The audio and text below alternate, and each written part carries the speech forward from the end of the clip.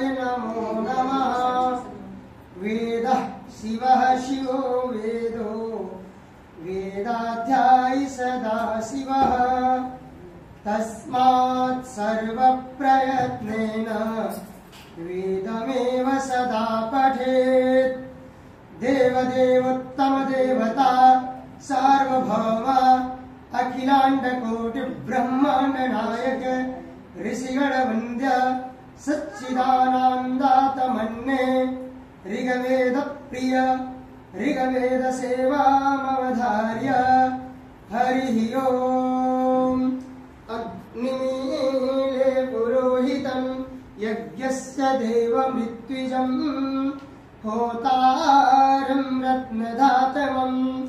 अग्निः पूर्वेभिर्ऋषिभिर्रेड्यो नूतनैरुत स देवाम् एह वक्षति।